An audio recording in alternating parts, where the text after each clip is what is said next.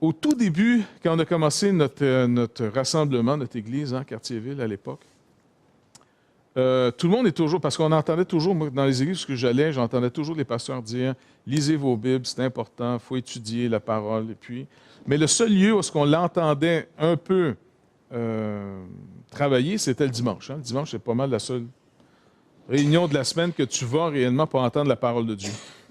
Puis, en tout cas, pour ma part, quand tu n'as pas assez d'eau dans la pompe, c'est dur de la partir. En d'autres mots, faute de connaissance, c'est dur d'avoir de la connaissance. Tu lis ta Bible, mais tu te décourages parce que tu ne comprends pas le trois quarts des affaires qu'il y a dedans. Fait que tu la lis quasiment plus comme un acte religieux, quasiment superstitieux.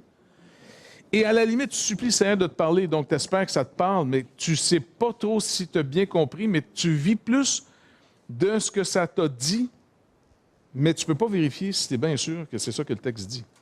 Parce que des fois, on peut sortir des choses du texte. Je sais pas, moi. Par exemple, un texte qu'on massacre régulièrement. Lorsque 2 ou 3 sont rassemblés en mon nom, je suis au milieu de vous. Et c'est récupéré pourquoi habituellement? Pourquoi on dit habituellement ce verset-là? Oui, quand on prie, mais d'être une église, en disant, écoutez, dès qu'on est 2 ou 3, on peut se rassembler en son nom, il est au milieu de nous. Mais Matthieu 18 ne nous parle pas du tout d'une réunion de prière de 2 ou 3. Matthieu 18 nous parle dans son contexte. C'est ça qu'on, souvent, faute de ne pas savoir, on sort de son contexte un passage. Et là, le sortant de son contexte, on dit 2 ou 3 en son nom, ou si vous vous accordez, si 2 ou 3 s'accordent pour demander une chose, quelle qu'elle soit, elle leur sera accordée. Donc, ces types de versets qu'on sort de leur contexte deviennent des genres de clés passe-partout. Tu sais, quand un concierge se promène, puis il y a une clé, puis il peut ouvrir tous les portes. Souvent, on fait de ces versets-là des passe-partout. Et c'est sûr que quand on prend le 2 ou 3 en mon nom, je suis au milieu de vous, bien là, on se dit, écoute, on peut faire une réunion de prière, on est 2 ou 3. Mais dans le contexte de Matthieu 18, c'est les anciens qui se réunissent pour faire juger un cas de discipline et que si eux sont là en train d'essayer de juger pour voir si on exclut la personne de l'Église ou non, le Seigneur leur fait une promesse en disant, je serai avec vous, les 2 ou 3, parce que c'est des anciens qui sont ensemble dans le contexte de Matthieu 18. Si tu vois ton frère pécher, va le voir tout seul, puis dis-lui finalement, tu sais, s'il t'écoute, tu l'as sauvé, tu n'en parles plus à personne, c'est réglé, il reprend les rangs, et puis c'est béni. Tu sais, dans le sens, c'est toi et ton frère. Il ne t'écoute pas, va prendre 2 ou 3 témoins. C'est une règle du Lévitique, fais les choses devant un témoin, des témoins, 2 témoins. Donc, des gens, tu vas chercher des témoins d'une situation. Le contexte veut soit dire des gens qui ont été témoins de la même chose, ou tu vas faire une déclaration devant 2 témoins qui vont garantir ce que tu es en train de dire. C'est une des 2 manières de comprendre le verset. S'il t'écoute, il se repent, tu as gagné ton frère, ça s'arrête là. S'il ne t'écoute pas, là, tu l'adresses à l'Église. Mais l'adresser à l'Église, en passant, ce n'est pas toute l'Assemblée, car l'Église est toujours représentée par ses autorités. Ce n'est pas tout le monde qui a la capacité d'entendre parler d'un cas problème. Puis en passant, ce n'est pas nécessairement les oignons non plus à tout le monde d'entendre parler d'un cas problème. Tu sais. Et ça revient aux anciens. Et là, il dit, s'ils n'écoutent pas l'Église, en d'autres mots, les autorités qui représentent cette Église, alors là, tout ce que vous aurez lié sera lié, tout ce que vous serez délié sera délié dans les cieux. C'est le passage lié, ça veut dire, on ouvre le dossier, ou bien si vous fermez le dossier, on fermera le dossier. C'est une expression finalement juive pour parler de lier une situation ou de la délier la situation. Et c'est dans ce contexte-là que le Seigneur dit, 2 ou 3, je serai au milieu d'eux. En d'autres mots, le Seigneur lui-même va soutenir la décision, l'inspirant, les dirigeants pour l'appliquer. Donc, vous voyez, ces versets qu'on sort de son contexte, on en fait une réunion de prière. D'autres en font, finalement, si je peux avoir 2 ou 3 qui s'accordent avec moi pour que je puisse avoir, je veux m'acheter une Mercedes, et puis, tu sais, j'aimerais savoir 2 ou 3 qui s'accordent, puis on s'accorde ensemble, let's go, puis au nom de Jésus, ah ouais, tu vas chercher ta Mercedes, vraiment. Ou quoi? Ou une Volvo.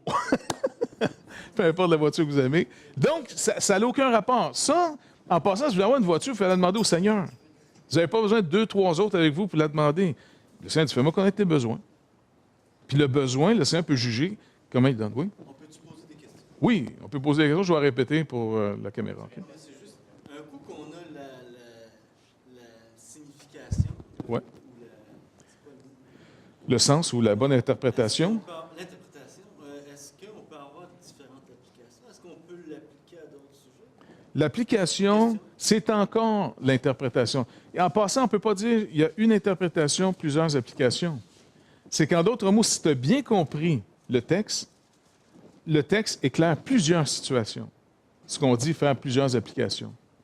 L'application, c'est l'interprétation, c'est la compréhension. Si tu comprends bien un texte, ce principe, tu vas pouvoir l'appliquer dans plein de situations. Tu comprends? Mais dans le contexte, tu viens de dire c'est les Ouais. anciens. Mais moi, si je ne suis pas ancien et je suis avec 2-3 personnes, ça... Non, parce que ce texte-là, il y en a d'autres textes que quand on s'assemble, le Seigneur est au milieu de son peuple. Il n'y a pas de problème. On s'assemble, là, par exemple. Là, on s'assemble en son nom. Il y a des promesses qui sont présentement en train d'être appliquées. Qu'on soit conscient ou non, qu'on soit en train de les connaître ou les ignorer, peu importe, l'assemblement qu'on fait en ce moment est en train de dynamiser, entre guillemets, certains passages bibliques qui s'appliquent en ce moment pour nous. Dans des assemblements comme nous maintenant, chose étrange, par exemple, quand je vais revenir, on fera la communion, parce que ça fait longtemps qu'on n'a pas fait la Sainte Seine ensemble, mais par exemple, quand on s'assemble puis on prend la communion ensemble, la Sainte Seine, eh bien, on fait une déclaration et on ne réalise pas l'impact que ça produit.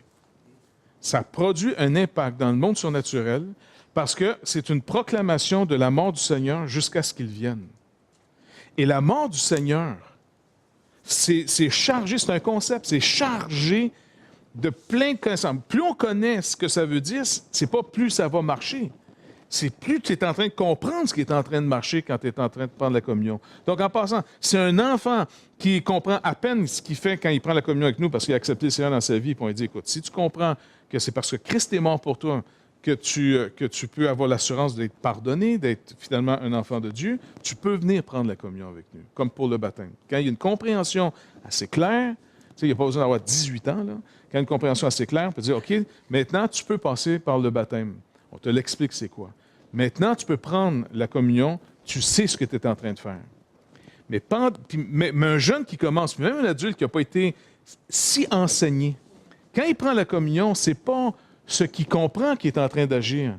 C'est ce qui est, une fois pour toutes fait, qui est en train d'agir, que je comprenne ou non ce qui arrive. Et ça, c'est vraiment important pour nous. Fait que ça ne nous décourage pas de ne pas tout savoir, mais ça nous encourage, par contre, à dire, comprenez ce que vous faites. Ça a des implications absolument gigantesques.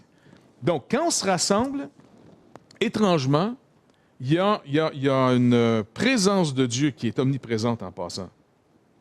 Dieu est partout. Je veux dire. Mais quand il dit « je serai au milieu de vous », c'est pas qu'en d'autres temps, il n'est pas là. C'est qu'il rend sa présence de manière plus manifeste. Il rend sa présence, qui est tout le temps présente, plus manifeste. En d'autres mots, quand je vais au rassemblement des croyants et que je m'en vais dans un lieu où est-ce que, au-delà de ma communion personnelle avec le Seigneur, là, je peux m'en aller dans ces rassemblements. Personne n'est au courant de mes problèmes. Personne n'est au courant de mes questions que j'ai posées au Seigneur. Et j'arrive au milieu des saints, qui finalement, où la parole va être proclamée. Et là, j'attends finalement que le Seigneur me parle.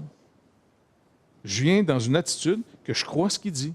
Quand son peuple se rassemble, et puis que son peuple loue, lui, il siège au milieu des louanges du peuple d'Israël. Il est là. Donc, combien de fois, vous avez sûrement fait l'expérience, moi je l'ai fait souvent, vous avez sûrement fait la même affaire. Combien de fois tu parles de quelque chose, avec même, supposons ta femme, ou tu parles, même avec le Seigneur, en disant, écoute, je ne comprends pas tel texte, peux-tu me l'expliquer? Puis tu as beau chercher, tu n'arrives pas à le comprendre, et que tu arrives à l'église, et qu'à un moment donné, le prédicateur ouvre sa Bible et dit, bon, aujourd'hui, on va parler de tel passage, c'est exactement le passage que tu as...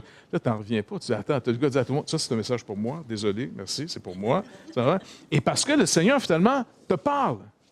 Et là, le rassemblement de nous-mêmes devient plus que juste du bon monde qui se rassemble. Il y a du bon monde qui se rassemble que tu aimes bien, c'est sûr, mais il y a plus que ça qui est en train de se produire. Le Seigneur rend manifeste sa présence, qui est au fond continuellement avec nous, mais qui rend encore plus manifeste quand on est assemblé à son nom. Priez les uns pour les autres. Tu peux prier pour tes propres besoins. Le Seigneur dit, faites-moi connaître vos besoins, je prends moi-même soin de vous, afin que vous n'ayez pas peur des hommes. En d'autres mots, vous n'ayez pas à quêter aux gens. Vous allez garder toute votre dignité. Par contre, il dit, vous pouvez prier les uns pour les autres. vous confessez vos fautes les uns aux autres.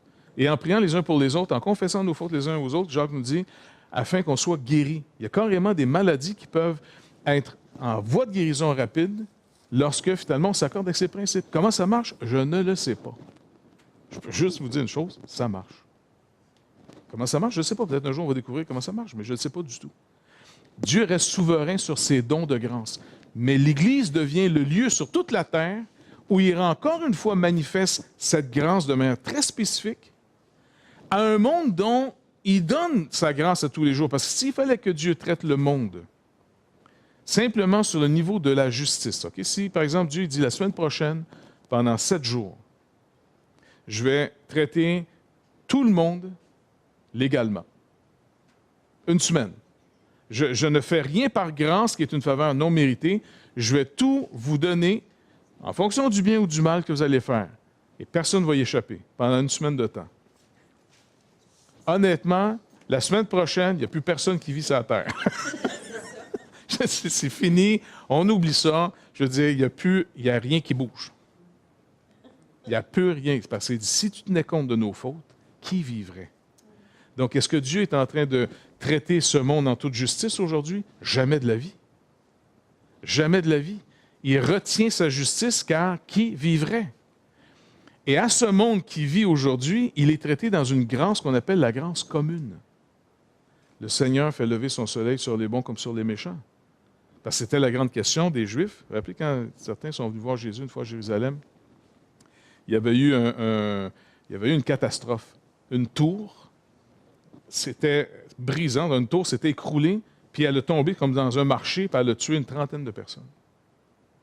Là-dedans, il va y avoir peut-être des femmes, des enfants, du bon monde, du pas bon monde. Bref, il y a plusieurs personnes qui sont mortes de cet accident. Et la question était, pourquoi ça leur est arrivé à eux? Et Jésus les voit venir.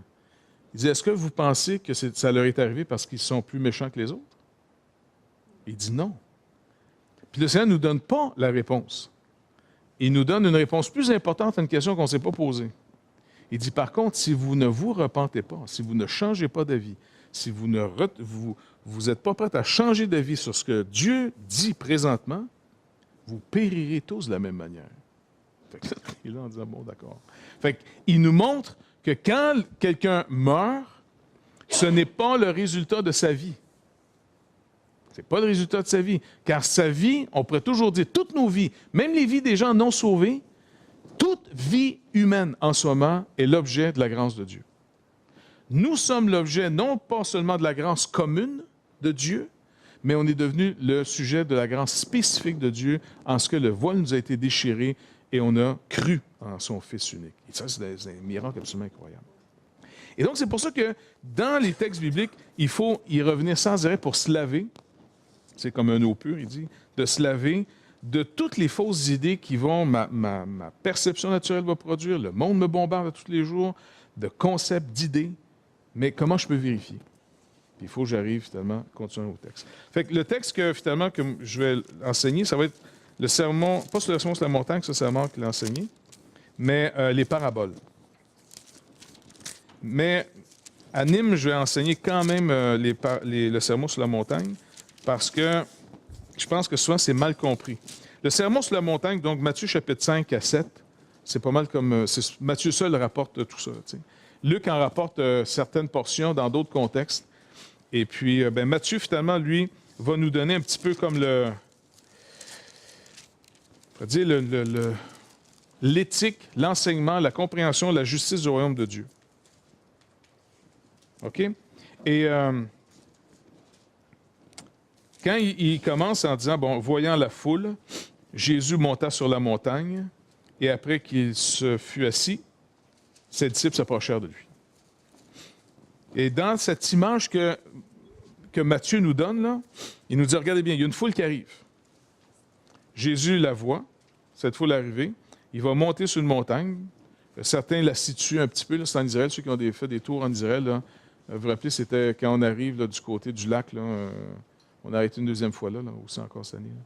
Donc, c'est une place où est-ce que c'est comme tu sais, le lac de Galilée, c'est comme un genre de, pas un cratère, mais le lac est dans le fond d'une vallée, puis c'est entouré d'une petite chaîne de montagnes. Pas des grosses montagnes, mais quand même, tu sais, bien, là. C'est tout le tour comme ça fait un grand, grand bassin. Tu as une entrée finalement au nord par le mont Hermon, tout ça, il y a comme le Jourdain commencé par ces sources-là. Là. Il y a le lac de Galilée, puis ça sort à l'autre bout, puis ça devient ce qu'on appelle le fameux Jourdain. Et puis ça s'en va jusque dans le lac ou la mer Morte. OK, ça descend, ça descend, ça descend. On va dire le lac de Galilée est ici, et puis la mer Morte est à peu près ici. Ça descend sous le niveau de la mer, et puisque ça ne peut plus sortir après, ben cette eau, qui est la même eau que le lac de Galilée, qui est une eau douce, est devenue hyper salée parce qu'elle ne sort que par évaporation. Donc, elle n'est jamais renouvelée. C'est de l'eau qui rentre avec ses sels minéraux, mais la vapeur s'en va, les minéraux restent là, puis ça devient une mer qu'on appelle la mer Morte parce qu'elle est hyper salée. Bref, Jésus est de ce côté, où est-ce que la Méditerranée est ici, il est de ce côté, un flanc de montagne qui fait comme un genre c'est une place quasiment naturelle pour prêcher. Là. Tu sais, ta voix se porte partout. Et il est là, il va monter sur cette colline, et là, il va enseigner. Il va s'asseoir. C'est quand même intéressant que Matthieu nous rappelle qu'il s'est assis, et ses disciples vont s'approcher de lui. Mais l'expression « il s'est assis », c'est pas qu'il était fatigué puis qu'il se relaxe.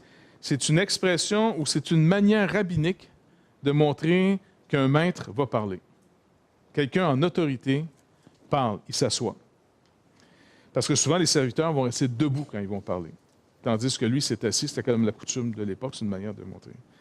Et il est dit après, puis, ayant ouvert la bouche, il les enseigna. Vous savez, il faut s'arrêter en disant, habituellement, quand vous parlez, la bouche s'ouvre, tu sais. Donc, pourquoi il nous rappelle qu'il a ouvert la bouche pour parler, d'après vous? Pour rendre l'histoire plus intéressante? Peut-être, mais... avant que j'oublie. Mais... excusez-moi, la caméra, je reviens. Pas nécessairement. Mais on est dans ce genre-là. L'expression veut nous dire quelque chose du genre. Ça amplifie quelque chose. Les Hébreux n'ont pas nécessairement beaucoup de... Comment je pourrais dire ça? Tu sais, ils n'ont pas beaucoup d'expressions pour dire, par exemple, des certitudes. Tu sais, les concepts. Tu sais, comme dire, certainement tu mourras. Ils ne vont pas dire certainement tu mourras, ils vont dire de mort tu mourras. Vous me suivez? Ils répètent deux fois, au fond, la même expression pour insister. Quand Dieu dit si tu manges de cette arbre, nous on traduit ça dans nos Bibles, tu mourras certainement. Mais en réalité, en hébreu, c'est de mort tu mourras. Donc, quand Matthieu est en train de dire il a ouvert la bouche, en d'autres mots pour parler, c'est que c'est solennel. Là, c'est vraiment, là, tout le monde se tait. En d'autres mots, dire, le maître va parler. Et là, c'est extrêmement solennel. Tout le monde est là, puis il y a une foule immense qui est là. Il n'y a pas de micro. Alors, tout le monde se tait. Et il y avait une concentration qu'on perd, nous, de plus en plus, parce que dans une société très médiatique, très image, vous allez remarquer qu'on a de moins en moins de concentration. Il nous faut des gens qui sont capables, pour pas d'expression justement de M. Stamp, là, de remplir nos réservoirs d'attention régulièrement. Puis selon les dernières études, on est en perte là, régulièrement dans nos sociétés. Selon M. Stamp, il dit, les dernières études ont montré que la capacité de rester concentré et le réservoir là, est, d'après vous, de combien de temps? C'est pas 5 minutes.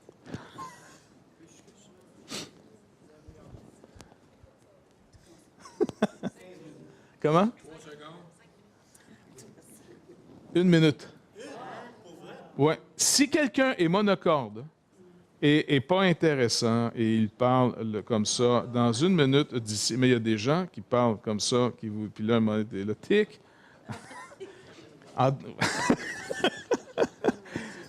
Mais en réalité, il montre qu'on a développé un art de communication hors pair. Par exemple, les gens reçoivent beaucoup d'informations, surtout par la télévision.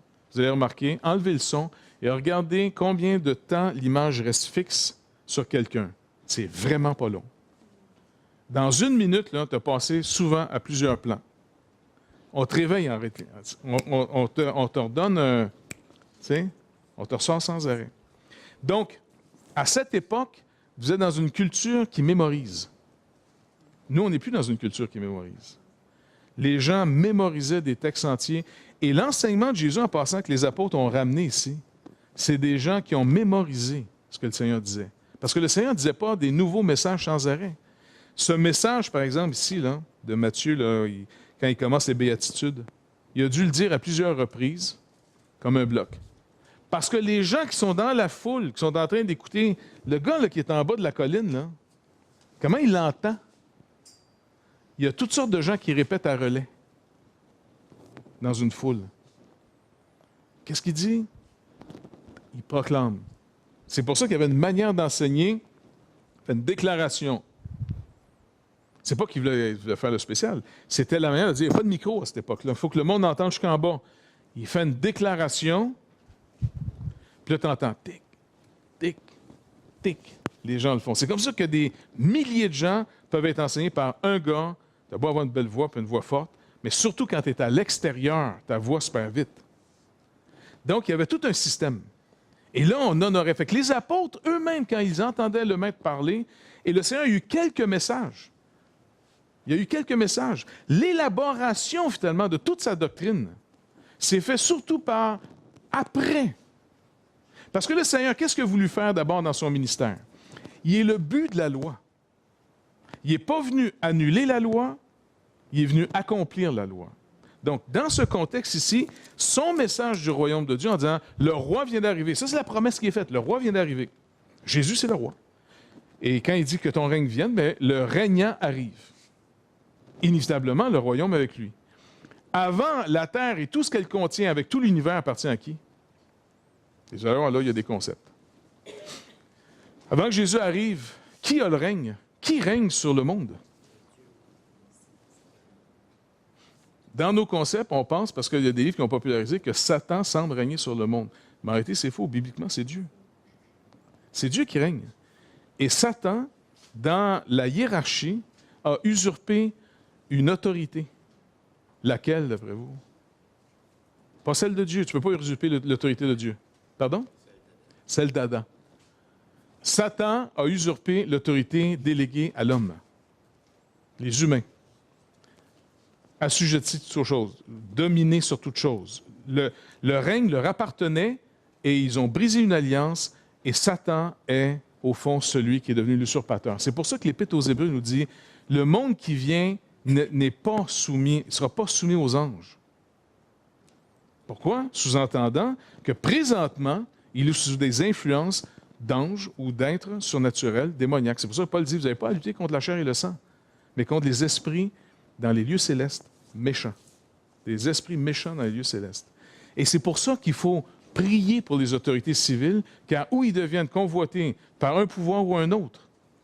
Et se relâcher, c'est d'oublier finalement qu'on n'est pas juste dans un monde naturel, physique, matériel, mais que ce monde est aussi finalement investi d'autorité surnaturelle. C'est pour ça qu'il est dit dans l'Épître aux Hébreux, et aussi confirmé par l'Épître aux Éphésiens, que la position que le croyant a dans ce monde, c'est que vous êtes, vous et moi, on est assis dans les lieux célestes en Christ.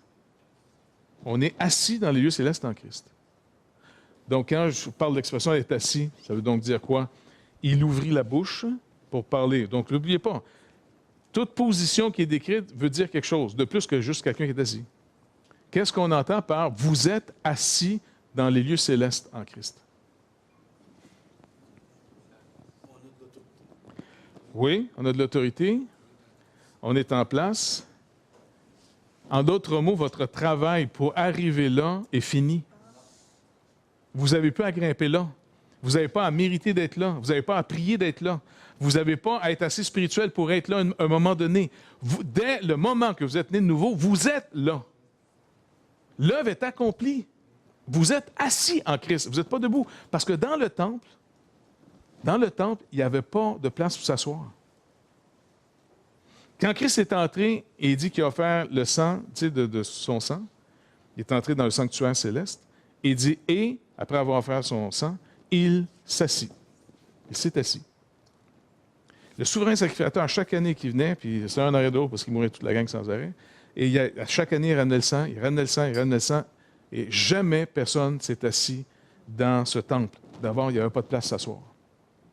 Et puisqu'il n'y avait pas de place à s'asseoir, ça veut dire ce travail n'est pas achevé. Il n'est pas achevé. Quand Christ est mort sur la croix, il a dit « Maintenant, tout est accompli. Le travail est achevé. » Fait que nous, il faut apprendre à être des gens qui sont dans un travail fait et non pas à faire. C'est pour ça, faites attention d'avoir une mauvaise compréhension de votre sanctification. C'est là que souvent les gens ont bien commencé d'accepter l'œuvre accomplie de Christ pour le pardon de péché, d'être bien reçus en Christ. Et soudainement, on dirait qu'on les fait passer dans un autre monde en disant, ben là, il faut que tu pries plus, puis il faut que tu te sanctifies pour quasiment, on dirait, mériter quelque chose. On dirait qu'il faut que tu en fasses assez pour arriver à venir t'asseoir avec les grands. Là, tu sais.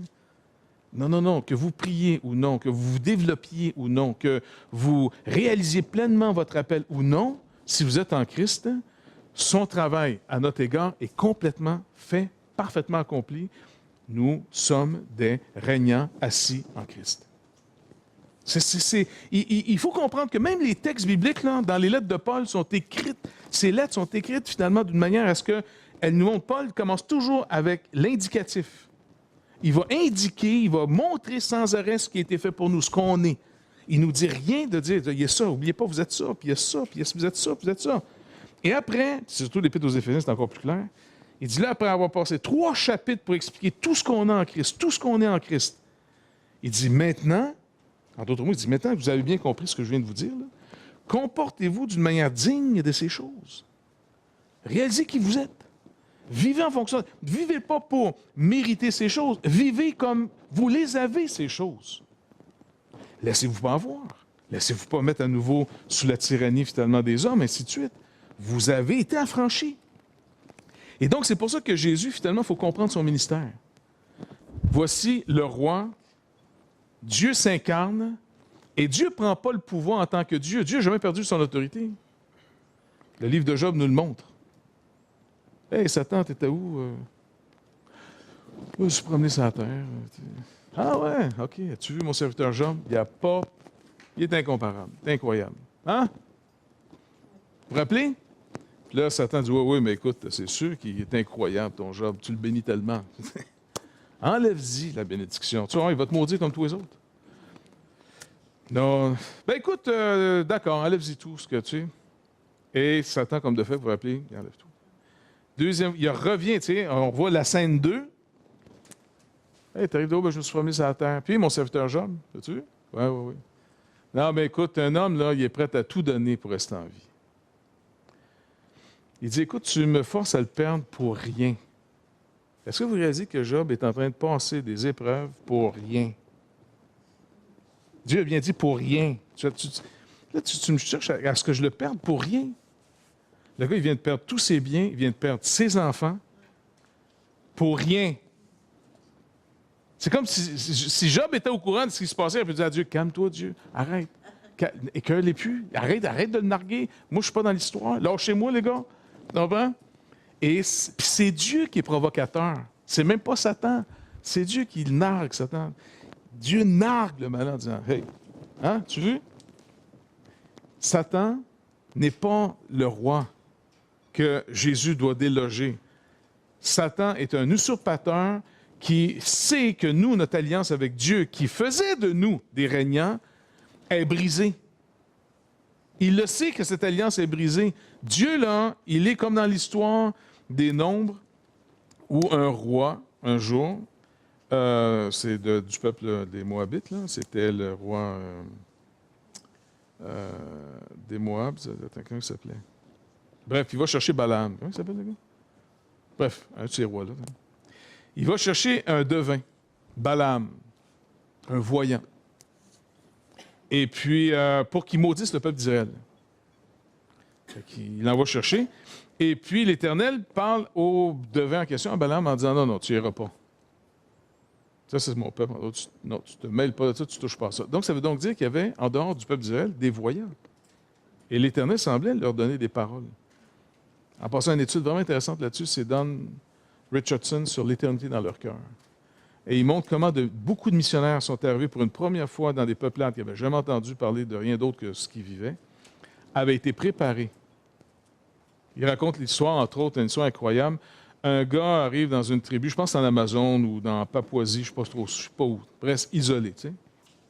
Il essaie de les rejoindre, il essaie de faire des contacts, il les évangile, bref, ça ne marche pas.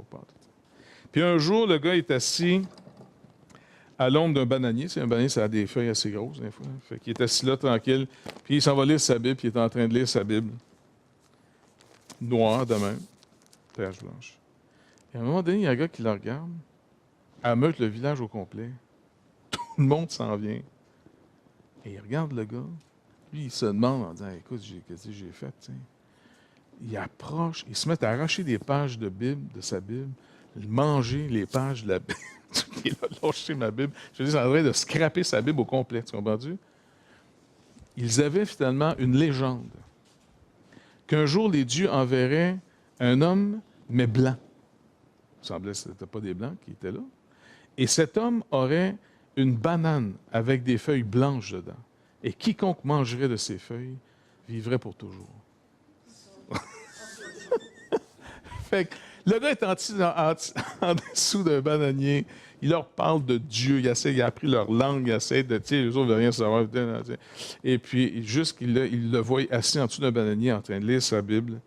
Et puis, finalement, ils ont littéralement mangé sa Bible. Jusqu'à ce qu'il ait compris. Lui, il était frustré un peu en disant « lâchez ma Bible ». Jusqu'à ce qu'ils comprennent que dans leur légende, Dieu n'avait pas abandonné les peuples. Il leur a laissé finalement, à la limite, un témoignage. Ceux qui ont reçu les oracles de Dieu, ce n'est pas ces peuples-là. Ils n'ont pas d'oracle. Ils ne savent pas comment ça va se faire. Le seul peuple qui a reçu les oracles de Dieu, c'est les Juifs. Jésus le rappelle à la Samaritaine, c'est des Juifs que vient le salut. Mais néanmoins, il a laissé... Donc, ça revient à mon histoire de Balaam. Fait que Balaam était un voyant comme ça, de Babylone. Et il est engagé pour maudire le peuple. Fait que quand il arrive, il dit au serviteur, non, je ne peux pas y aller, l'Éternel me le défend. Puis le gars renvoie encore. Puis lui, il va toujours voir Dieu, l'Éternel, en disant, peux-tu y aller? Tu sais? Puis le Seigneur se tanne. Vas-y, mais tu vas leur dire ce que je vais te dire. Puis c'est l'histoire qui est sur son âne m'a amené à voir l'ange, en tout cas, bref. Et quand il arrive là, il ne peut pas les maudire. Il ne peut pas maudire ce peuple. Il est béni. L'autre, il dit, écoute, chum, je t'ai engagé, puis tu es maudit, puis tu es béni. Fait que lui, il dit, tu peux pas maudire le peuple, ça n'a pas d'effet. Comme Satan, regardez bien. Satan n'a pas plus d'autorité que Balaam. Il ne peut pas nous maudire. Par contre, qu'est-ce qu'il y a à Barak? Qu'est-ce qu'il a appris à Barak à faire? Balaam a appris à Barak à mettre une pierre d'achoppement en Israël. Il dit, par contre, je vais te montrer comment tu peux amener ce peuple-là, qui est un peuple réservé pour Dieu, béni de Dieu, je vais te montrer comment mettre Dieu contre eux. Il dit, est-ce que tu as des femmes ici qui sont prêtes à aller coucher avec n'importe qui? Pas de problème, oui, de plein. Parfait. Tu leur donnes une mission de descendre dans le peuple, puis d'aller séduire les hommes, d'aller coucher avec eux autres. Et tu vas voir ce qui va arriver. Dieu a toujours une relation par alliance. Dans le jardin, il y avait une alliance. Satan a provoqué finalement à ce qu'on brise l'alliance, sachant que l'alliance est brisée, on est sans défense. On a beau être des monarques, mais le monarque est un monarque, pas parce qu'il est plus fort que les autres, c'est qu'il est assermenté. Il est couronné monarque. Il n'est pas plus gros, puis il n'est pas plus grand que les autres. Les autorités dans les lieux célestes reconnaissent ceux qui ont été rachetés, reconnaissent ceux qui marchent dans l'alliance de Dieu, et ils sont comme des intouchables. Car si tu les touches quand ils sont dans l'alliance, Dieu lui-même se lève. Par contre, si il nous amène à briser l'alliance, alors là, vous êtes finalement livrés à vous-même. Donc, Jésus, qu'est-ce qu'il fait? Il ne revient pas prendre l'autorité que Satan a volée à Dieu. Dieu, il se fait voler absolument rien. Je veux dire, Satan, c'est une créature. C'est une insignifiance totale. Tu comprends? Je veux dire, il n'est pas en train de dire, oh mon doux, le diable est là. Tu comprends? Je dis, le diable tremble devant Dieu. OK? Fait qu'il faut enlever l'idée que Jésus il est en train de se battre contre Satan pour essayer d'y prendre le pouvoir. Jésus revient, Dieu fait homme, et il revient pour vivre une vie d'homme authentique. Pas un Dieu déguisé, comme on se le rappelle, c'est pas un Dieu déguisé, il est vraiment Dieu, mais il ne vient pas simplement comme habillé en humain, mais il reste tout puissant, le divin. Non, non, non, non, il se fait homme véritable. Et là, il va vivre une vie de dépendance et d'obéissance totale à son Père, jusqu'à la mort. Et c'est comme ça que le règne lui est redonné. Et quand le règne lui est redonné, alors tous ceux qui sont son peuple reçoivent le règne qu'il lui est redonné.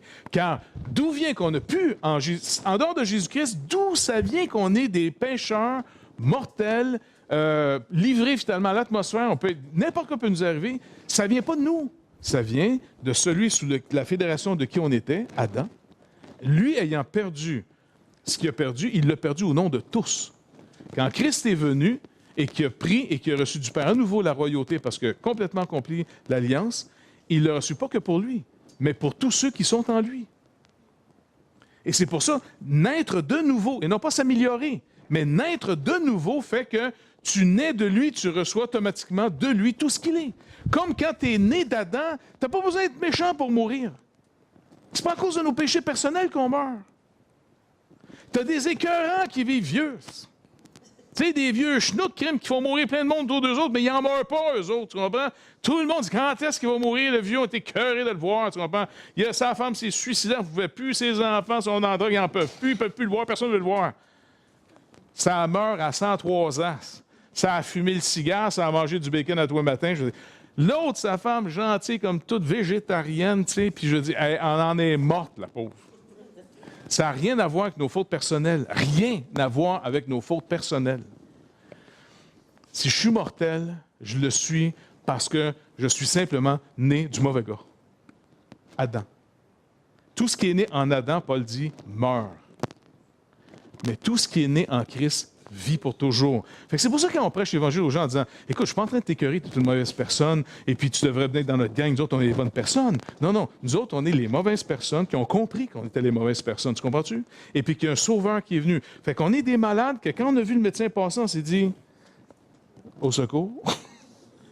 Mais celui qui est en train de mourir d'un cancer, mais il n'y a pas encore les symptômes, toutes ces affaires, laisse passer le médecin. Lui. Donc, vous rappelez aux gens en disant, non, non, non, tant que vous n'êtes pas né de nouveau, ce n'est pas une question que les bons s'en vont au ciel et les méchants s'en vont en enfer.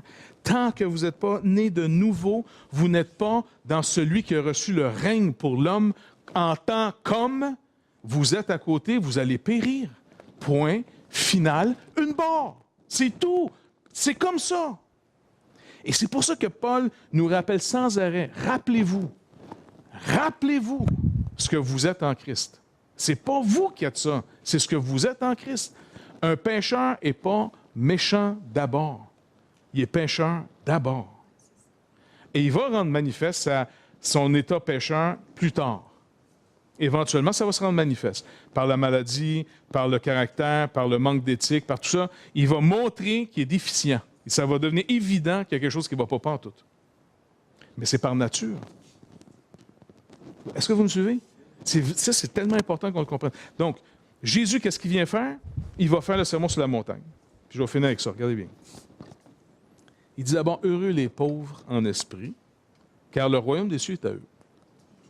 Heureux les affligés, car ils seront consolés. Heureux les débonnaires, car ils hériteront la terre. Heureux ceux qui ont faim et soif de justice ou de la justice, car ils seront rassasiés. Heureux les miséricordieux, car ils obtiendront miséricorde. Heureux ceux qui ont le cœur pur, car ils verront Dieu. Heureux ceux qui procurent la paix, car ils seront appelés fils de Dieu. Heureux ceux qui sont persécutés pour la justice, car le royaume des cieux est à eux. Heureux serez-vous lorsqu'on vous outragera, lorsqu'on vous persécutera, lorsqu'on dira faussement de vous toutes sortes de mal à cause de moi. Réjouissez-vous et soyez dans l'allégresse, parce que votre récompense sera grande dans les cieux, car c'est ainsi qu'ils ont persécuté les prophètes qui sont venus avant vous. Vous avez remarqué ici, il y a les heureux, les pauvres, heureux les affligés, heureux les bonheurs, heureux c'est... OK, jusqu'au verset 11. Qu'est-ce qu'il y a de différent au verset 11?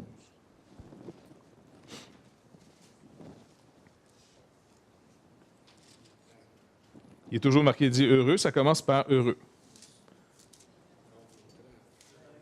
Parle d'outrage, peut-être, oui. Mais, oui, ils sont persécutés.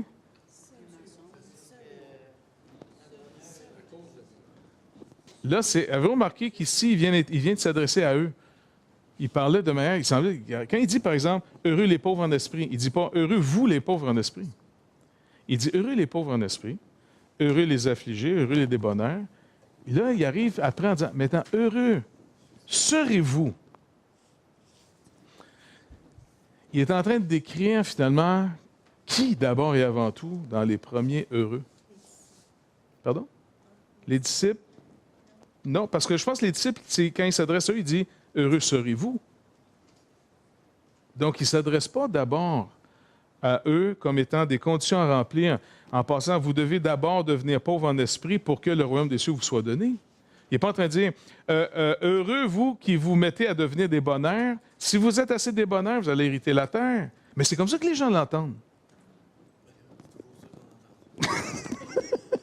C'est pas ça qu'il fallait entendre. Donc, il n'est pas en train de dire « Voici le chemin pour être heureux ».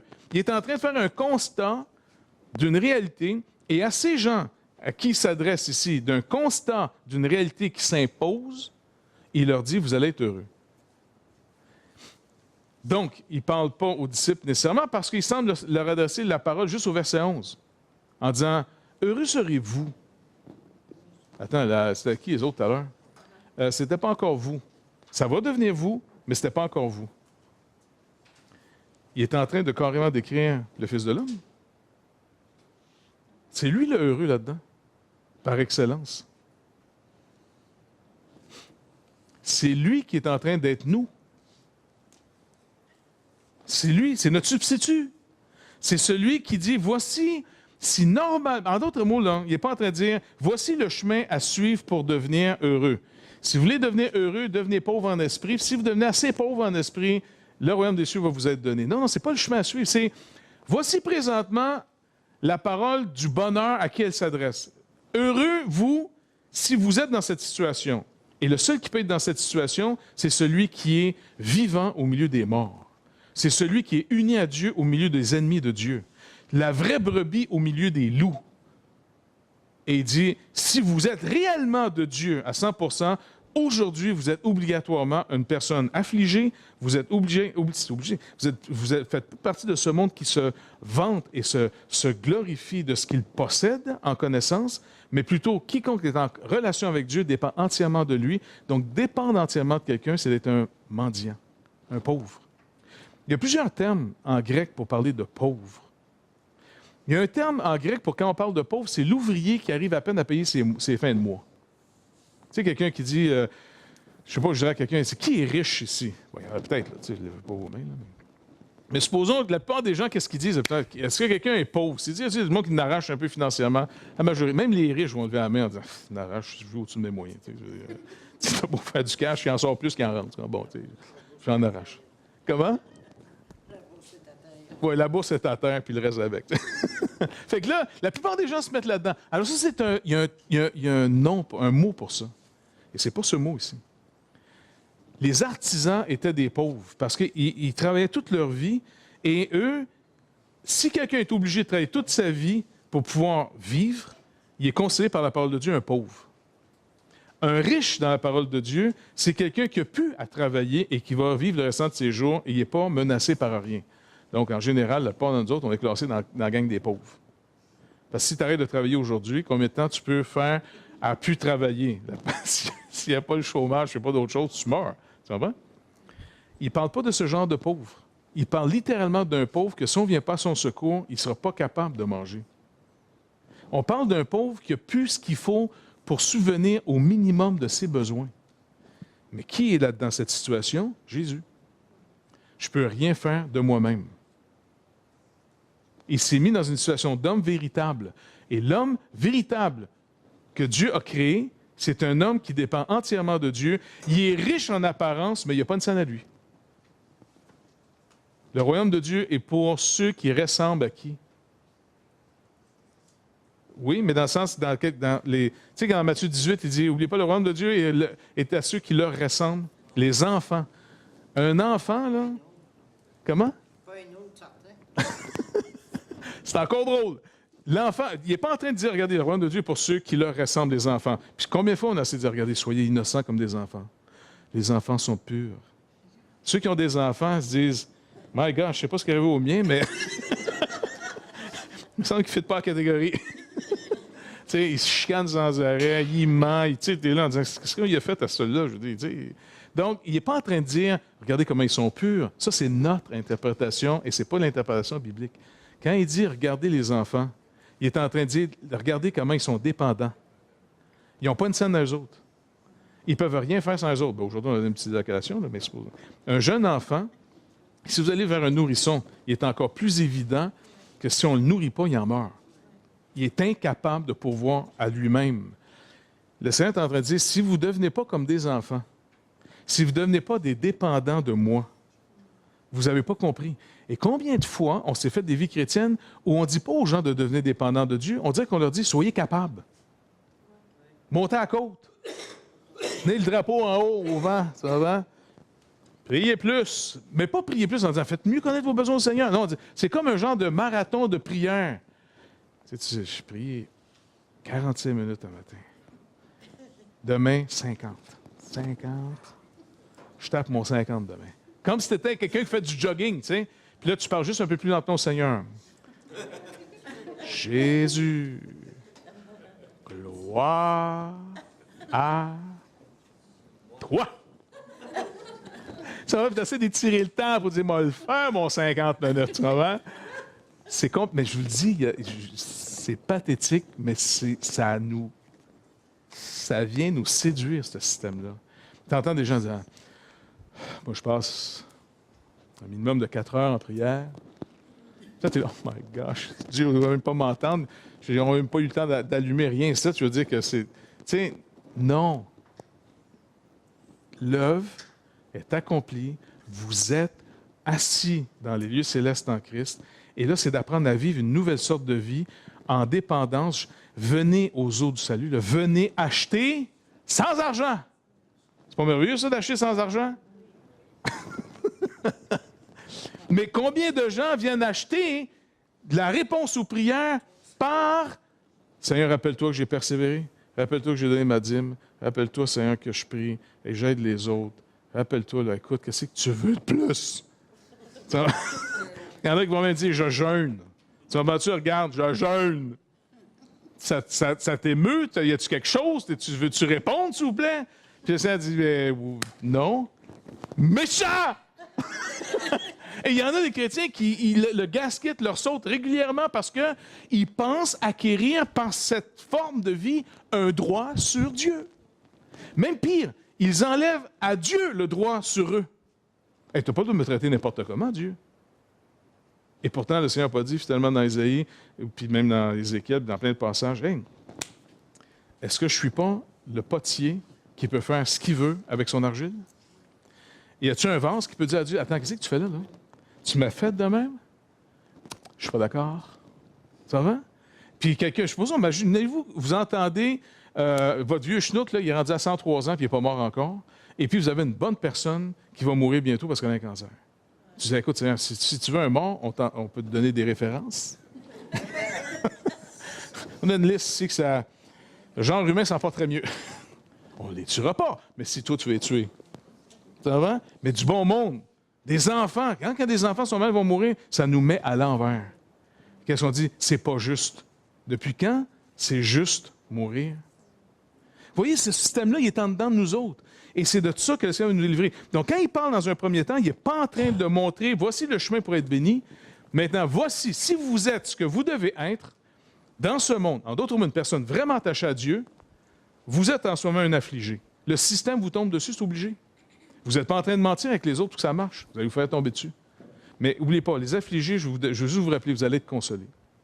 Mais par excellence, il est en train de parler de lui, parce que lui, là, le Tout-Puissant, Seigneur Dieu, Créateur du ciel et de la terre, qui s'est fait homme, mais un homme véritable, il va finir avec un faux tribunal, le monde l'ont lâché, tout le monde, finalement, va y cracher dessus, il va se faire battre à mort, ils vont le crucifier sur une croix, et en tant que Juif, dans le Deutéronome, il est marqué « Maudit est quiconque est pendu au bois », le gars va mourir pendu sur du bois. Donc, même Dieu publiquement dit « il est maudit ». Même Dieu dit devant tous « il est maudit ». Et c'est vrai qu'il a été maudit pour nos fautes. Donc, il est mon substitut. Mais son sacrifice était tellement parfait que, vu qu'il me représente, mes péchés le tuent. Le salaire du péché, c'est la mort. Mes fautes, mes péchés pour lesquels le Père met à son compte mes fautes, le tue. Il est mon substitut. Maintenant, c'est pas ça la bonne nouvelle qui est mort. Tout le monde meurt. Mais selon la promesse, dans 3 jours, il ressuscite. Pourquoi? Pourquoi, d'après vous, la mort, c'est impossible que la mort le retienne? Il dit, il est impossible que la mort le retienne. Pourquoi? Pourquoi c'est impossible que la mort le retienne?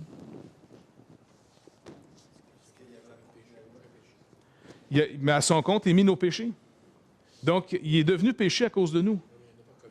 Il n'en a pas commis. Mais à son compte est mis quand même notre dette. Et c'est pour ça qu'il doit en mourir. Il est vraiment mort en passant. Il est descendu aux enfers, entre guillemets. Il est descendu dans les régions inférieures de la terre. Il est descendu des régions des morts. Mais pourquoi la mort ne fait pas?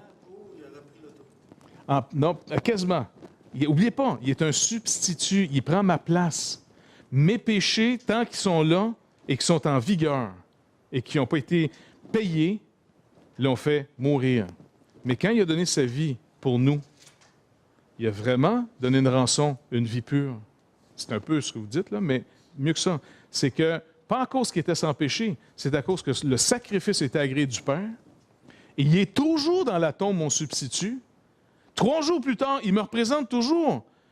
Il ne peut plus rester dans cette tombe à cause de mes péchés, car mes péchés ont été payés. La mort ne peut plus le retenir, il ressuscite. Et sa résurrection, c'est votre résurrection. C'est parce qu'il est ressuscité que Paul dit, vous êtes ressuscités en Christ. Quand il est sorti de la tombe, vous êtes sortis de la tombe. Même si je dois mourir, parce que les gens vont dire, ouais, c'est bien beau d'être mort puis ressuscité, mais ça a l'air de mourir pareil, tu sais. Oui. Mais qu'est-ce qui meurt d'après vous? Comment? Le corps, c'est vrai. Mais qu'est-ce qui va mourir? En réalité, c'est tout ce qui a été généré en Adam. Cette première création va mourir. Tout le monde va mourir parce qu'en Adam, tous meurent. Tout ce qu'Adam a produit, tout ce qui est d'Adam, là, tout ce que vous voyez d'Adam, là, il y a le dos très large. Tout ce qui est d'Adam meurt. Le plus fâchant, par exemple, c'est qu'Adam va être au ciel, puis ceux qui sont nés d'Adam vont être en enfer. Parce qu'Adam a cru. Il a cru dans la promesse. La preuve. Quelle est la preuve? Quelle est sa confession de foi qu'Adam a fait pour montrer qu'il a cru dans la promesse? Il a fait une déclaration de foi, parce que la foi sera manifeste un jour ou l'autre, ça sera évident ce que vous avez cru par ce que vous dites. Si tu crois dans ton cœur, si tu confesses de ta bouche. Qu'est-ce qu'il a confessé de sa bouche pour montrer qu'il avait vraiment cru la promesse?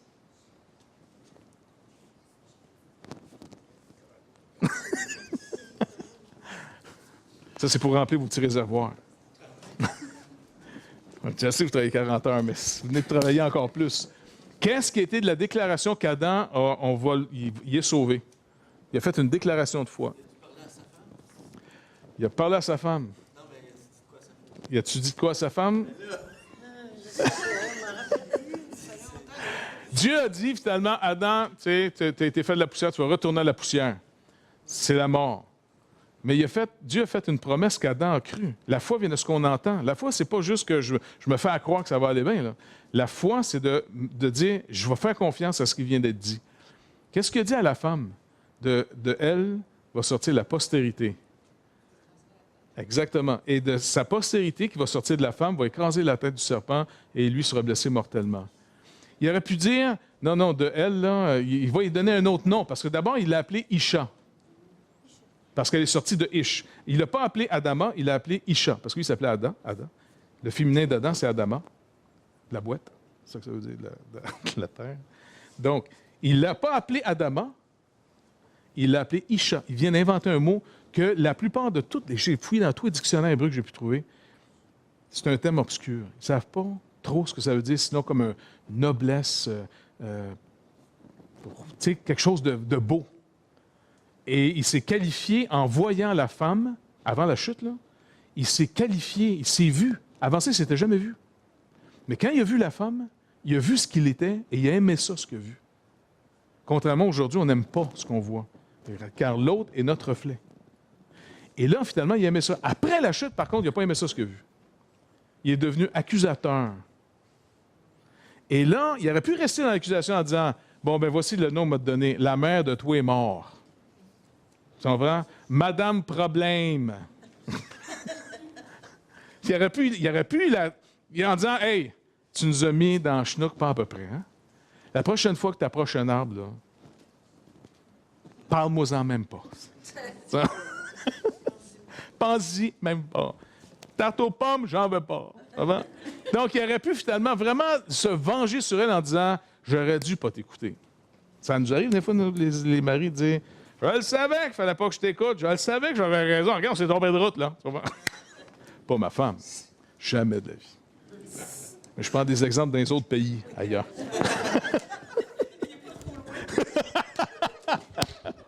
Donc, mais quand Dieu a fait cette déclaration, après en disant, tu sais, il donne les malédictions à tout le monde. Voici ce qui va vous arriver maintenant, vu que l'alliance est brisée. C'est vraiment catastrophique ce qui va arriver à tout le monde.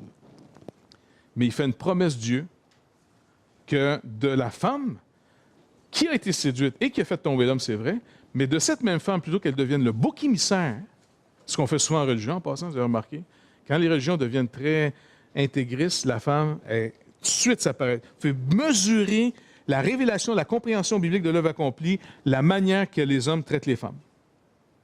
Plus on la cache, qu'on l'écrase, plus on est ignorant de ce que Christ a fait. On s'éloigne. Plus on s'approche de la vérité, plus les rôles redeviennent égalitaires et on retrouve nos rôles. Bref, ça c'est une autre affaire. Anyway, il croit parce qu'il va l'appeler Reva, Ève, la mère de tous les vivants. Il ne l'a pas appelé la mère de tous les morts. Parce que c'est vrai que tous ceux qui vont être en enfer le sont à cause des deux qui vont tout mettre les enfants au monde. Mais ces deux-là ont cru. Malgré que leur postérité va aller en enfer, dans tous ceux qui n'ont pas cru, eux, ils ont été régénérés, mis au compte de Christ. Ils ont cru. Le juste, c'est celui qui croit. Il a mis sa confiance en ce qu'un autre va pouvoir faire à sa place. Et donc, quand Jésus parle ici, dans le Sermon sur la montagne, il est en train de dire, « Voici le seul et véritable homme en ce moment sur terre. Tous les autres sont des hommes déchus. Vous n'êtes plus capable d'être humain. Être capable d'être simplement humain, c'est d'être exactement comme Jésus-Christ. Un être humain, pas déchu, normal. C'est Jésus de Nazareth. C'est exactement ça, un être humain. C'est ce que nous sommes. Alors, quand vous contemplez ce que Jésus est, vous êtes en train de regarder ce que vous êtes véritablement, si le péché ne nous avait pas détruits. Et présentement, pendant qu'on vit, on peut regarder soit le désastre à tous les matins dans le miroir en disant « la création de Dieu ne va pas bien ». Ou dire « ça c'est le péché, j'ai une espérance, en réalité je suis comme Christ ». En réalité, c'est ça que je suis. Je ne peux pas le voir, là, parce qu'il dit ce que vous êtes véritablement est caché en Christ. Si vous êtes véritablement ce que vous êtes, c'est comme Christ. Mais vous êtes en lui. Et lui est caché en Dieu. Et si le monde ne le connaît pas, si le monde ne vous reconnaît pas en d'autres mots, c'est qu'il ne l'a jamais connu. Donc, encore une fois, qu'est-ce qu'un croyant qui vient à l'Église? Je vais finir là, je vais à la boucle. C'est quelqu'un qui s'en va dans une assemblée de gens qui ont été conçus en Adam avec tous les problèmes qu'Adam pose, et ils les ont toutes. Mais c'est des gens qui ont cru, par contre, ce que Dieu a fait pour Adam, que Christ est vraiment devenu leur substitut. Fait que malgré ce que tu vois, malgré leurs fautes et leurs péchés que tu vois, ils ne sont plus traités par cette base, car Christ est vraiment leur substitut. Et là, on s'encourage à trouver la grâce de Dieu pour nos vies, se pardonnant mutuellement, se supportant mutuellement, priant les uns pour les autres. Et tranquillement, le fruit de cette nouvelle sorte de vie commence à bourgeonner malgré l'arbre mort sur lequel ça a été greffé. Et c'est comme ça que le fruit, en passant, ce n'est pas les fruits, mais c'est le fruit de l'Esprit qui est en train de se rendre manifeste dans nos vies. Et le fruit de l'Esprit sera manifeste, pas par de la super compétence, mais par l'amour qu'on commence à porter les uns pour les autres. On devient plus doux, on devient plus tendre, on devient plus... ça demande ce qui nous arrive. On devient gentil, puis on est mal à l'aise, on comprend plus. Et ça devient de plus en plus la vie de Christ en nous. Donc faites attention de ne pas... Le but là, du sermon sur la montagne, parce que Jésus finit en disant... Non, je peux en dire pendant 25 ans. Avant de partir en voyage, une fois, je fais ça, d'une fois, le genre d'esprit. Hein? Non, mais je vais vous donner tout de suite la fin. Je vais vous donner tout de suite la fin. Regardez la fin où le Seigneur veut en venir. Là, il dit en passant, un bon arbre porte du bon fruit. Il ne peut pas porter un mauvais fruit. Verset 18 du chapitre 7. Tout arbre qui ne porte pas de bon fruit est coupé et jeté au feu. Donc, on va finalement, tu vas être pogné avec les conséquences de ta vie. Tu sais? Ça, c'est la conclusion. Fait que là, on est là, oui, il faudrait que je me mette à travailler là-dessus. Là, tu sais? C'est donc à leurs fruits que vous les reconnaîtrez. OK? Il dit, ceux qui me disent, Seigneur, Seigneur, n'entreront pas tous dans le royaume des cieux, verset 21, mais celui-là seul qui fait la volonté de mon Père qui est dans les cieux, celui-là seul qui fait la volonté de mon Père qui est dans les cieux. Et il continue, il dit, plusieurs me diront en ce jour-là, donc ça semble être le jour du jugement, mais Seigneur, Seigneur, n'avons-nous pas prophétisé en ton nom? N'avons-nous pas chassé des démons en ton nom? N'avons-nous pas fait beaucoup de miracles en ton nom? Mais il me semble que le gars est bien parti quand même. Quand tu as chassé des démons, tu fais des miracles et puis tu as prophétisé. Il dit, alors je leur dirai ouvertement, je ne vous ai jamais connu. Retirez-vous de moi, vous qui commettez l'iniquité. Attends une minute, le gars, l'iniquité qu'il vient de mentionner, c'est chasser des démons, c'est de prophétiser en son nom, puis c'est de faire beaucoup de miracles en son nom. Là, tu dis, attends, je comprends plus, moi, là. Mais il me semble des iniquités, c'est j'ai volé, j'ai triché, j'ai trompé, j'ai fait tout le temps. Là, il est en train de leur dire, vous êtes des ouvriers d'iniquité. C'est pourquoi, Jésus dit, quiconque entend ces paroles que je dis et les met en pratique sera semblable à un homme prudent qui a bâti sa maison sur le roc. La pluie est tombée, les torrents sont venus, le vent a soufflé, ils se sont jetés contre cette maison. Elle n'est point tombée parce qu'elle est fondée sur le roc. Mais quiconque entend ces paroles, là, c'est les paroles qu'il vient de dire. Là. C'est tout le sermon sur la montagne avec la conclusion de ça. Là. Mais quiconque entend ces paroles ne les met pas en pratique est semblable à un homme insensé qui a bâti sa maison sur le sable. La pluie est tombée, les torrents sont venus, les vents ont soufflé et ont battu cette maison. Elle est tombée et sa ruine est grande. Et les gens écoutaient en voulant dire « Wow! » Ça finit en disant « À moins que votre justice, puis il dit juste un petit peu avant, à moins que votre justice surpasse celle des scribes et des pharisiens, vous n'entrerez pas. À moins que la justice... Est-ce que vous savez c'était quoi la justice d'un scribe et d'un pharisien? Il a mémorisé la Bible, il jeûne 2 fois par semaine, il prie régulièrement, il observe, il paye sa dîme, même des choses pas nécessaires. Le gars, c'est un zélé. Il est parfait. Les gens du peuple sont là en train... Jésus dit, à moins en passant que votre justice devienne supérieure de celle des scribes et des pharisiens. Les gars font ça à temps plein. Là, le paysan regarde ça en disant, attends, viens-t'en, Bobonne, on s'en va à la maison parce que... Là, je veux dire, on va s'arranger autrement. Le peu qu'il nous reste à vivre, écoute, il devait-tu, en disant, attends, un état de choc total. Là, il parle de l'élite de la société, que tout le monde craignait, tout le monde est respecté. Ils sont à peine 5 à 10 % de la population. Tout le monde sort de là découragé. Mais qu'est-ce que Jésus veut dire, à moins que votre justice surpasse celle des pharisiens et des scribes? C'est évident.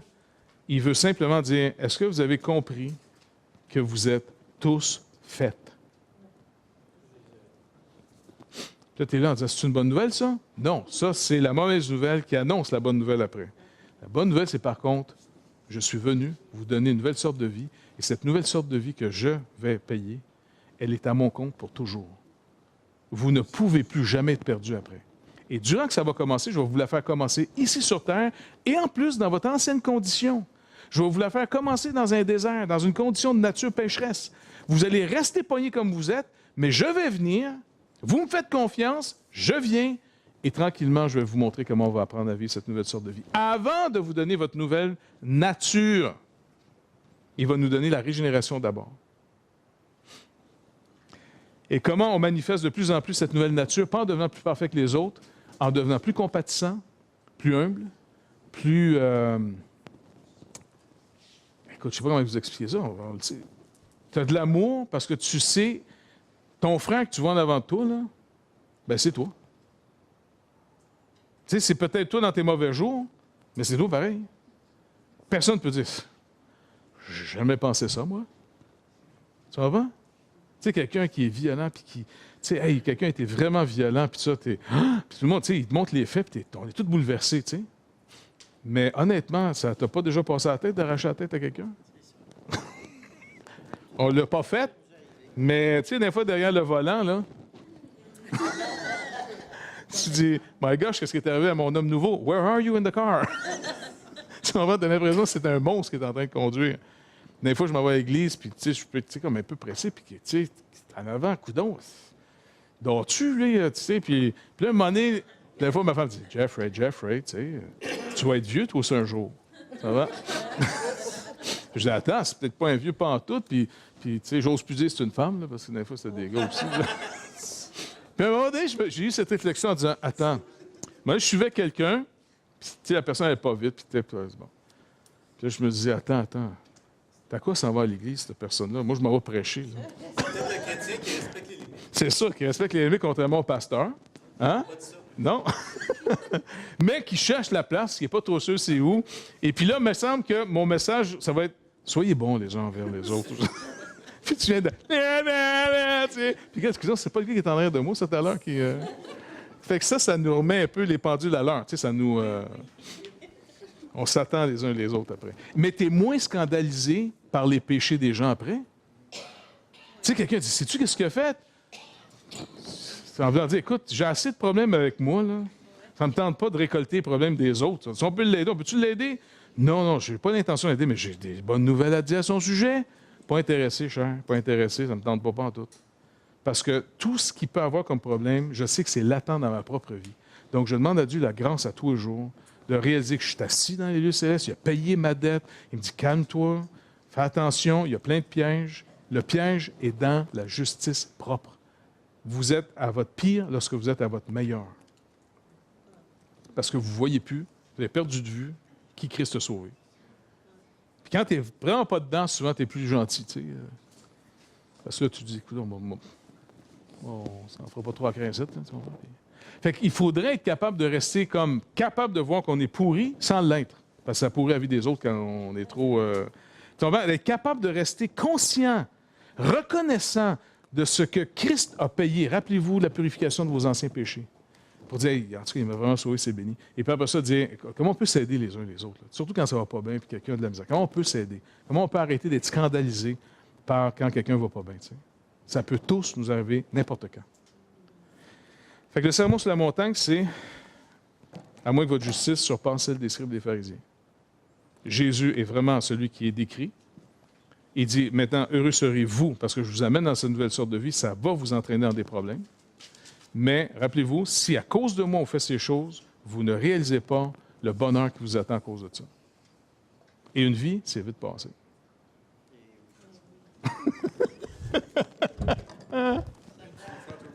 Ah oui, même si on trouve le temps long, ça c'est quand ça va mal. Mais quand ça va bien, ça va trop vite. Hein? On aurait que ça soit l'inverse. Quand ça va bien, c'est long. Puis quand ça va mal, c'est cool. Mais... On remet ça au Seigneur. Seigneur, on veut vraiment te remercier pour ta parole qui... c'est vital. Dans un monde qui essaie de se raconter toutes sortes de choses, tu nous rappelles en même temps aussi que le malin est un usurpateur d'une autorité qui ne lui revient pas. Et il est toujours en train... Il a été vaincu. Mais tu nous demandes à nous de ne pas perdre courage et de continuer à croire ce que tu as fait pour nous, de rester assis dans les lieux célestes, en toi. Pas ailleurs, mais en toi. De continuer à marcher dans ce que tu nous demandes et de tenir ferme sur c'est toi notre justice et c'est pas nous qui devenons meilleurs.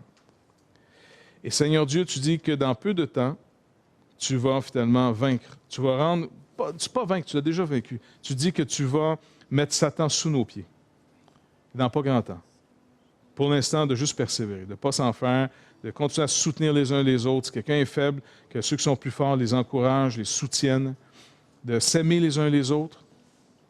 Et surtout, Seigneur Dieu, d'apprendre que dans ce rassemblement de nous-mêmes, c'est toi-même qui viens au milieu de nous. Tu viens rendre manifeste que tu es vraiment avec nous à tous les jours. Quand on est seul, quand on pense que personne ne nous voit, personne ne nous comprend, personne ne nous entend, tu veux juste nous rappeler que tu nous entends toujours et que rien t'échappe. Tu règnes, non seulement en tant que Dieu où tu as toujours régné, mais maintenant le règne a été remis à l'homme. Et on est en toi. Et toi, Seigneur Jésus, maintenant en tant qu'homme, pas en tant que deuxième personne de la Trinité, mais en tant qu'homme, tu t'es assis sur le trône de ton Père. Et tu nous demandes de persévérer afin que bientôt on vienne tous te rejoindre dans ce rôle, dans cette position qu'au point de départ, ton Père avait voulu pour l'homme, d'être régnant sur toute sa création, et même sur le monde angélique. Seigneur, quelque chose d'inouï nous attend. Donne-nous de ne pas perdre de vue ces choses, malgré que peut-être que pour un temps, pour une saison, on doit être attristé, on doit être dans des épreuves. Car comme toi, tu es venu comme l'agneau au milieu des loups, tu nous envoies, nous aussi, comme des agneaux au milieu des loups. Mais, même si les loups t'ont déchiré pour te détruire, tu es sorti plus que vainqueur par la résurrection. Et ça va être la même chose pour nous tous, Seigneur. Fait que s'il vous plaît, parle-nous, soutiens-nous, Seigneur Dieu, durant notre pèlerinage. et pourvois encore à nos besoins, tous nos besoins, afin que notre marche soit une marche bénie par toi, Seigneur Dieu.